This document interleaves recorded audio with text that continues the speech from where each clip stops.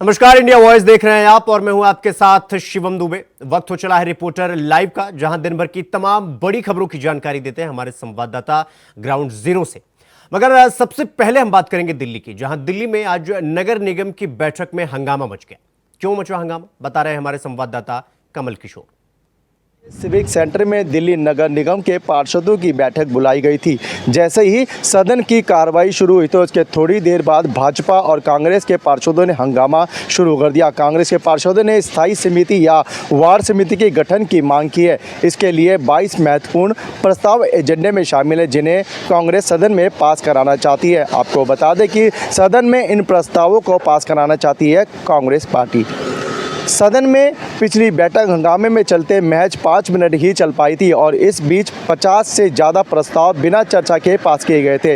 इस बार सदन की बैठक में निगम स्कूलों के अंदर सीसीटीवी कैमरे लगाने, सुरक्षा कर्मियों की तैनाती करने और सफाई कर्मचारियों को नियुक्त करने का प्रस्ताव शामिल है। वीडियो जर्नलिस्ट के साथ मैं कमल किशोर, इंडिया वॉइस, दिल्ली। दिल्ली में सुप्रीम कोर्ट ने ईवीएम को लेकर बड़ा फैसला सुनाया है। इस खबर पर ज्यादा जानकारी दे रहे हैं हमारे संवाददाता कमल किशोर। ने वीवीपैट से पर्ची मिलान को लेकर एक बड़ा फैसला सुनाया है। ईवीएम के साथ वीवीपैट का इस्तेमाल करके डाले गए वोटों के पूर्ण क्रॉस सत्यापन की मांग करने वाली याचिकाओं को आज कोर्ट ने खारिज कर दिया। आपको बता दें, जस्टिस संजीव खन्ना और जस्टिस दीपांकर दत्ता की पीठ ने इस संबंध में दायर याचिका को जनहित याचिकाओं पर अपना फैसला सुनाया है। एसोसिएशन फॉर डेमोक्रेसी रिफॉर्म यानी कि ADR संस्था और कुछ अन्य ने सुप्रीम कोर्ट में याचिकाएं दायर की थी। वीवीपैट पर्चियों को ईवीएम से 100% मिलान की मांग की थी। कोर्ट ने इसी के साथ कहा कि उम्मीदवार नतीजों के 7 दिनों के भीतर ईवीएम के माइक्रो क्लस्टर के सत्यापन के लिए शुल्क का भुगतान करके दोबारा काउंटिंग की मांग कर सकता है। इसी के साथ कोर्ट ने बैलेट पेपर से चुनाव की मांग को लेकर खारिज कर दिया। वीडियो जर्नलिस्ट के साथ मैं कमल किशोर, इंडिया वॉइस, दिल्ली। तो वहीं अलीगढ़ में ग्रामीणों ने मतदान नहीं किया। क्यों नहीं किया मतदान, बता रहे हमारे संवाददाता मोहम्मद शहनवाज। बाद में वोट, ऐसे नारे लगाकर ग्रामीणों के द्वारा चुनाव का बहिष्कार किया गया है। दरअसल पूरा मामला कोल विधानसभा के थाना जवां इलाके के सूरतपुर से सामने आया है, जहां एक गांव में पहले रोड बाद में वोट के नारे लगाते हुए ग्रामीणों के द्वारा चुनाव का बहिष्कार किया है। वहीं चुनाव का बहिष्कार के बाद तत्काल आनन फानन में अधिकारी मनाने के लिए पहुंच गए और लगातार प्रयास जारी कर दिया कि किसी प्रकार से ग्रामीणों के द्वारा वोट दे दिया जाए। आपको बता दें कि इस गांव में टोटल 1200 वोट हैं, जिसमें से मात्र 8 वोट 1 बजे तक डाले गए हैं, जिसके उपरांत ग्रामीणों ने साफ तौर पर नारेबाजी करते हुए चुनाव का बहिष्कार कर दिया। ग्रामीणों की बात माने तो ग्रामीणों का साफ तौर पर कहना है कि काफ़ी लंबे समय से पिछली सरकार में सिर्फ उनको वादे और भरोसा मिला। उनको ना तो सड़क मिली, ना खरंजा मिला, ना नाली मिली, आने जाने का रास्ता नहीं मिला। वहीं आरोप है कि बराबर में रेलवे के द्वारा उनके आने जाने के रास्ते को भी बंद कर दिया गया, जिसके चलते ग्रामीणों का कहना है कि अगर कोई मरीज़ बीमार हो जाता है तो एम्बुलेंस के लिए भी इस गांव में आने जाने के लिए रास्ता नहीं मिलता। यहाँ तक कि वे अपना कोई निजी वाहन भी नहीं ले जा सकते। लगातार शिकायतों के बावजूद भी पिछले सांसद के द्वारा यहाँ किसी प्रकार का कोई कार्य नहीं कराया गया, जिसके चलते आज लोकसभा चुनाव में उनके द्वारा बहिष्कार किया गया है। बहिष्कार की खबर सुनते ही प्रशासन में खलबली मच गई। अलीगढ़ से मोहम्मद शहनवाज, इंडिया वॉइस। तो वहीं मेरठ में समाजवादी पार्टी के प्रत्याशी ने बीजेपी कार्यकर्ताओं पर गंभीर आरोप लगाए हैं। क्या है वो आरोप, बता रहे हमारे संवाददाता शाहरुख सैफी। लोकसभा चुनाव में पहला चरण पूरा हो चुका है, वहीं अब दूसरा चरण में वोटिंग मतगणना हुई है, जिसको लेकर के आज सपा प्रत्याशी सुनीता वर्मा के पति योगेश वर्मा ने भाजपा के कार्यकर्ताओं पर आरोप लगाया है। योगेश वर्मा ने कहा है कि भाजपा के कार्यकर्ता चाय नाश्ता खिला करके वोटरों को लुभाने की कोशिश कर रहे हैं। वहीं इस बीच में एक बेगम पुल पर सेल्फी पॉइंट बनाया गया है, जिसमें रामायण के राम अरुण गोविल की और राम का लुक दे करके फोटो बनाया गया और वहीं बराबर में उसको पीएम मोदी नरेंद्र मोदी का भी फोटो लगा करके सेल्फी पॉइंट बनाया गया, जिसको लेकर के अन्य पार्टियों में काफी विरोध देखने को मिल रहा है। मेरठ से इंडिया वॉइस के लिए शाहरुख सफी की रिपोर्ट। अमरोहा में कांग्रेस प्रत्याशी दानिश अली और पुलिस कर्मी में नोकझोंक हुई है। इस खबर पर विस्तार पूर्वक जानकारी दे रहे हैं हमारे संवाददाता इमरान। अमरोहा में दूसरे चरण में लोकसभा चुनाव का शांतिपूर्ण तरीके से मतदान संपन्न हो चुका है। वहीं अमरोहा लोकसभा की बात की जाए तो अमरोहा लोकसभा में प्रशासनिक अधिकारियों की मौजूदगी में चुनाव संपन्न हुआ है। वहीं अमरोहा में जो गठबंधन प्रत्याशी है मौजूदा सांसद दानिश अली, उनका पुलिसकर्मियों से नोकझोंक हुई है। बताया जा रहा है कि मतदान केंद्र पर मोबाइल लेकर सांसद दानिश अली पहुंच गए थे, जहां पर सुरक्षा कर्मियों ने इसका विरोध किया, जिसके बाद सुरक्षा कर्मी और दानिश अली के बीच तीखी नोकझोंक हुई है, जिसका वीडियो वायरल हुआ है। पूरा मामला अमरोहा नगर कोतवाली क्षेत्र के जेएस इंटर कॉलेज पर बने पोलिंग बूथ का है, जहां पर जो मौजूदा सांसद है दानिश अली, जो गठबंधन से यहां पर प्रत्याशी भी हैं, वो पोलिंग बूथ पर मोबाइल लेकर पहुंचे थे, जिसको सुरक्षा कर्मियों ने रोका और मोबाइल को बिना ले जाए सुरक्षा केंद्र कर्मियों ने बिना मोबाइल के ही पोलिंग बूथ पर जाने की बात की, जिसके बाद दानिश अली की पुलिसकर्मियों से नोकझोंक हुई है, जिसके बाद जो आला अधिकारी थे उन्होंने दोनों मामलों को समझाकर मामला शांत करा दिया। हालांकि चुनाव आयोग की जिस तरह से गाइडलाइन जारी हुई थी कि कोई भी वोटर या कोई भी प्रत्याशी या मोबाइल लेकर पोलिंग बूथ पर नहीं जाएगा, जिसके बाद भी अमरोहा के मौजूदा सांसद व गठबंधन प्रत्याशी दानिश अली मोबाइल ले जाकर पोलिंग बूथ पर दिखे, जिसके बाद सुरक्षा कर्मियों की उनसे नोकझोंक हुई है। अब देखना होगा कि चुनाव आयोग इस पर किस तरह से कार्रवाई कर पाता है। अमरोहा से इंडिया वॉइस के लिए मोहम्मद इमरान की रिपोर्ट। बुलंदशहर में केंद्र के बाहर लात घूसे चले हैं। इस खबर पर विस्तार पूर्वक जानकारी दे रहे हैं हमारे संवाददाता वरुण शर्मा। बुलंदशहर डीएवी डिग्री और इंटर कॉलेज के पास मतदान केंद्र के बाहर रोड पर दो बाइक सवार आपस में भिड़ गए। बताया जा रहा है कि दोनों बाइकों की आपस में टक्कर हुई थी, जिसके बाद आपस में लात घूंसे जमकर चले। वहीं स्थानीय लोगों ने जब दखल दिया और दोनों का बीच बचाव कराया गया। इस मामले में वहीं पुलिस टीम मौके पर पहुंची और दोनों को शांत कराकर वापस उनके घर भेज दिया। मतदान केंद्र के बाहर केवल बाइक की टक्कर लगने के चलते हुआ था विवाद और जमकर चले थे लात घूंसे। वहीं पुलिस का कहना है कि दोनों लोगों को समझा बुझाकर मामले को शांत करा दिया गया है। Varun Sharma, India voice, Bulandshahr. तो उत्तराखंड की चारधाम यात्रा 10 मई से शुरू होने जा रही है। इस खबर पर ज्यादा जानकारी दे रहे हैं हमारे संवाददाता अभय कैंतुरा। उत्तराखंड में 10 मई से चारधाम यात्रा की शुरुआत होने जा रही है। 10 मई को बाबा केदारनाथ धाम के कपाट, मां यमुनोत्री धाम के कपाट और मां गंगोत्री धाम के कपाट खुल रहे हैं। ऐसे में यात्रा को लेकर अभी से ही सरकार संजीदगी के साथ काम कर रही है। तो गुप्ता सिंह धामी सचिवालय में अधिकारियों के साथ लगातार मॉनिटरिंग यहाँ पर कर रहे हैं, अधिकारियों को दिशा निर्देश दे रहे हैं ताकि चारधाम यात्रा शुरू से ही सफल रह सके। जो श्रद्धालु यहाँ पर आ रहे हैं उनकी यात्रा ये सफल हो सके और किसी भी प्रकार की परेशानियों का सामना श्रद्धालुओं को न करना पड़े। मुख्यमंत्री की तरफ से लगातार अधिकारियों को दिशा निर्देश जा रहे हैं। ऐसे में समझा जा सकता है कि यात्रा के दौरान चुनौतियां बहुत सारी होंगी, क्योंकि सीमित संसाधनों में इस यात्रा को कराना सरकार के लिए भी चुनौतीपूर्ण है। लगातार मुख्यमंत्री गुप्ता सिंह धामी मॉनिटरिंग के जरिए इस यात्रा को और सुगम बनाने की कोशिश यहाँ पर कर रहे हैं ताकि श्रद्धालुओं को परेशानी न हो और उत्तराखंड की पर्यटन की जो आर्थिक की जो भीड़ होती है ये और मजबूत हो सके। चारधाम यात्रा पर आने वाले श्रद्धालुओं की यात्रा भी सफल हो सके और इस यात्रा से जुड़े हुए उत्तराखंड के जो व्यवसायी जो लोग हैं उनको भी लाभ यहाँ पर पहुँच सके। कोशिश यही है और अब देखना ये होगा कि सरकार के इस इम्प्लीमेंट का, मुख्यमंत्री के इन दिशा निर्देशों का अधिकारी किस का पालन करते हैं और यात्रा को लेकर किस प्रकार से काम करते हैं। कैमरामैन असना साथ अभय केंतुरा, इंडिया वाइज, देहरादून। वहीं हापुड़ में फर्जी सीबीआई इंस्पेक्टर को गिरफ्तार किया गया है। इस खबर पर ज्यादा जानकारी दे रहे हैं हमारे संवाददाता शक्ति ठाकुर।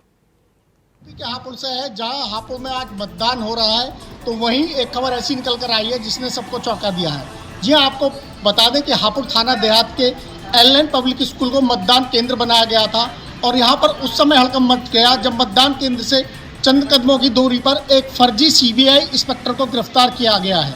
आपको बता दें, फर्जी सीबीआई इंस्पेक्टर के पास से फर्जी कार्ड बरामद हुए हैं, 3 स्टार लगी हुई एक वर्दी बरामद हुई है, उत्तर प्रदेश सरकार लिखी हुई एक अल्टो कार बरामद की है जिसके अंदर एक लाल बत्ती भी मौजूद थी।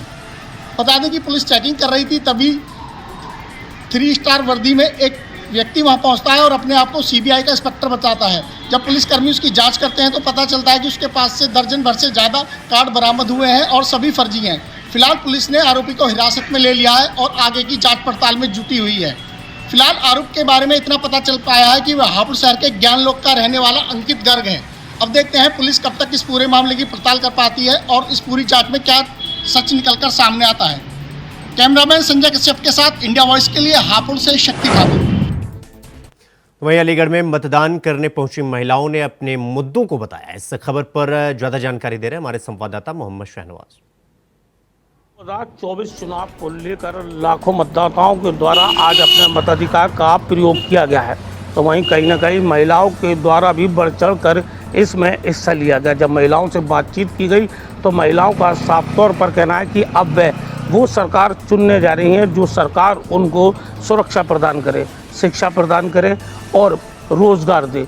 तो वहीं कहीं ना कहीं जिस तरीके से महिलाओं को महंगाई की देखने को मिल रही है, तो कहीं ना कहीं महिलाओं का साफ तौर पर कहना है कि जिस तरीके से महंगाई ने उनकी रसोई को काट कर रख दिया है, तो अब वो सरकार चुनेंगी, उस सरकार को वोट देंगी जो सरकार रोजगार मुहैया कराए और शिक्षा प्रदान करे और ख़ास तौर पर महिलाओं को सुरक्षा प्रदान करें। कहीं ना कहीं महिलाओं का कहना है कि आज भी महिलाएं कहीं ना कहीं सुरक्षित नहीं हैं।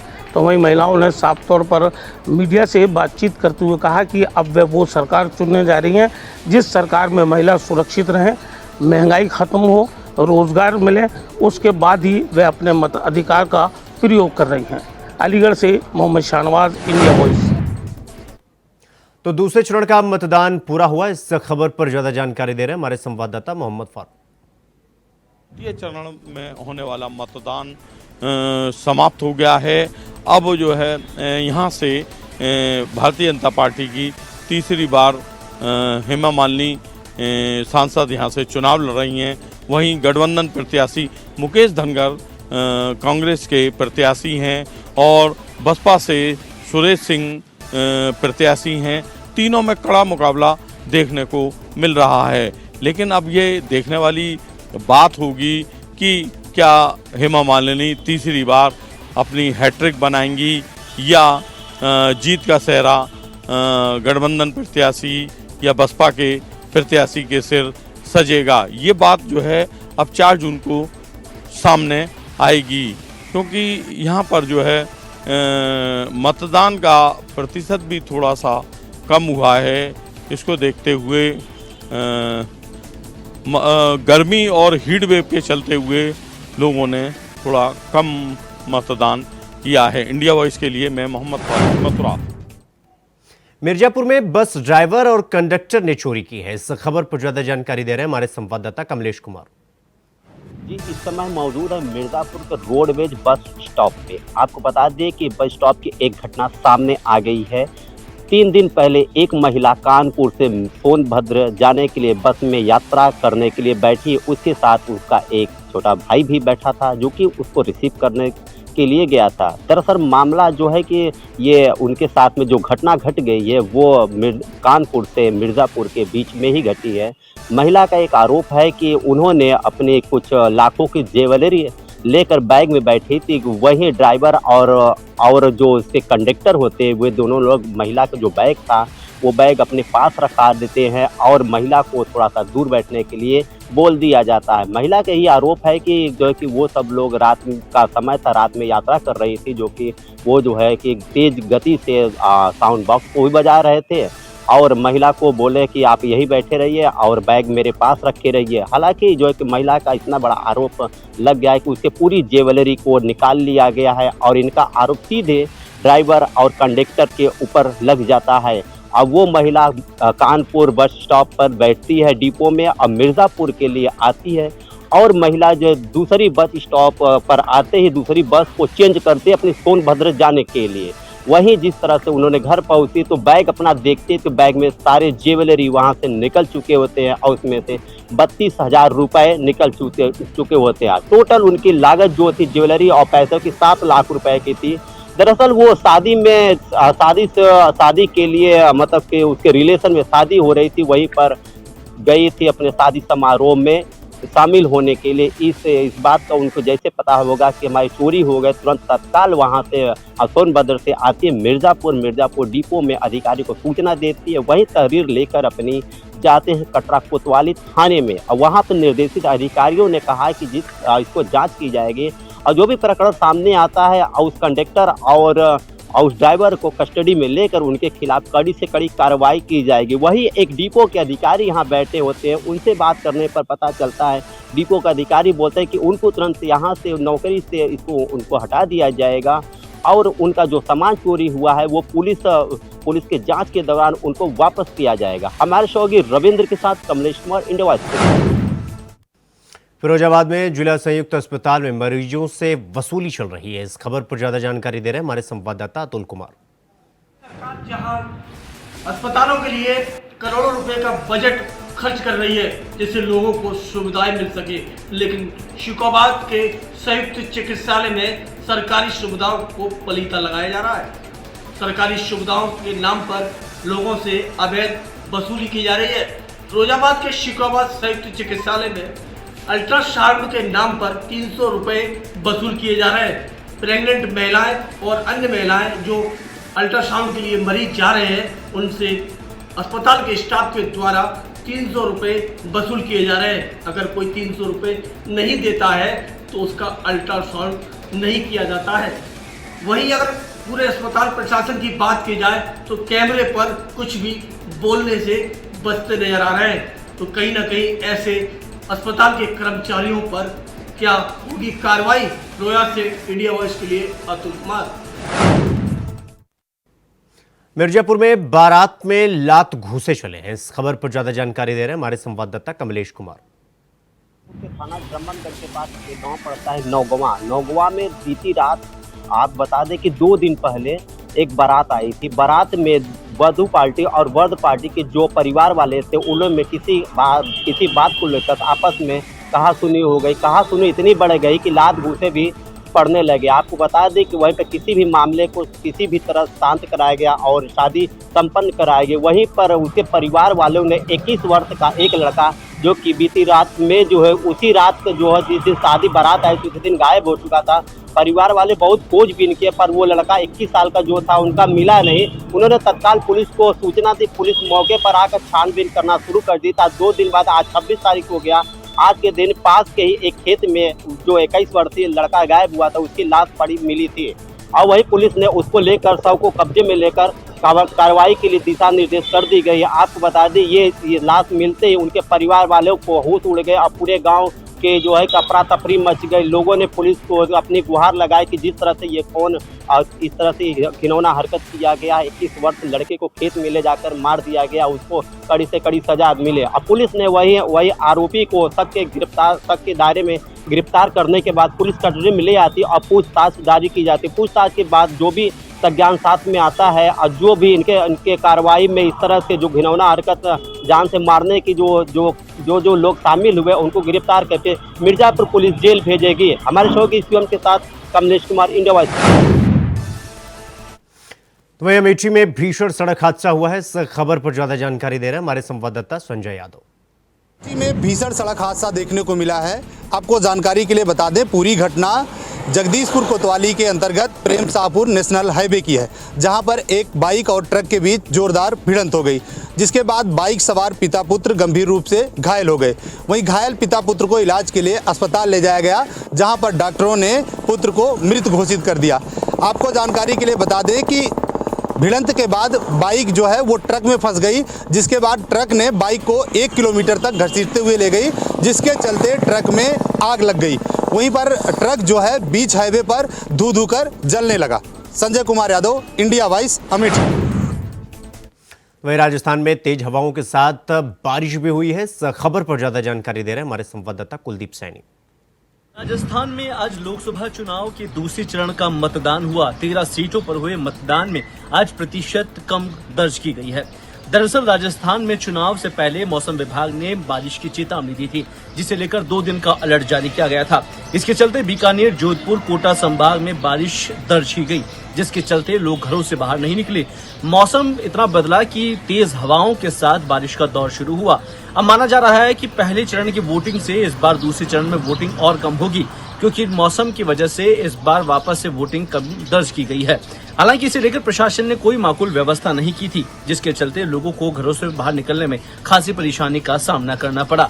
इसके अलावा लोकसभा चुनाव के चलते भी प्रशासन की ओर से इस ओर ध्यान नहीं दिया गया, जिसके चलते आम चुनाव को लेकर प्रशासन की अनदेखी भी सामने आई है। कैमरा पर्सन मनीष के साथ मैं कुलदीप, इंडिया वॉइस, जयपुर। बिजनौर में तेज रफ्तार टैंकर ने छात्र को कुचल दिया। इस खबर पर ज्यादा जानकारी दे रहे हैं हमारे संवाददाता जहीर अहमद। बिजनौर के नगीना थाना क्षेत्र के नेशनल हाईवे 74 पर आज उस वक्त एक दर्दनाक हादसा हो गया जब एक तेज रफ्तार टैंकर ने एक स्कूली छात्र को कुचल दिया। हादसे में स्कूली छात्र की मौके पर ही दर्दनाक मौत हो गई। बताया जा रहा है कि बिजनौर के नगीना थाना क्षेत्र के नेशनल हाईवे 74 के पास का एक रहने वाला युवक स्कूल से आज दोपहर लगभग 2 बजे अपने घर जा रहा था। जैसे ही वह नेशनल हाईवे 74 कर पहुंचा, तभी पीछे से आ रहे एक तेज रफ्तार टैंकर ने उसे कुचल दिया। बच्चे की मौत से परिवार में कोहराम मच गया। परिजनों का रो रो कर बुरा हाल है। परिजनों के साथ सैकड़ों की संख्या में लोगों ने मौके पर पहुंच करके नेशनल हाईवे 74 पर जाम लगा दिया और सड़क के दोनों ओर जाम लगाकर सड़क पर बैठ गए। जाम की सूचना पर मौके पर पहुंची पुलिस ने लोगों को समझा बुझाकर जाम खुलवाने का प्रयास किया, लेकिन काफ़ी मशक्क़त के बाद भी ग्रामीण जाम खोलने को तैयार नहीं हुए और सड़क के दोनों ओर वाहनों की लंबी कतार लग गई। फिलहाल पुलिस के जवान तो रिपोर्टर लाइव में फिलहाल अभी के लिए बस इतना ही। देश और दुनिया की तमाम खबरों को देखने के लिए देखते रहिए इंडिया वॉइस। नमस्कार।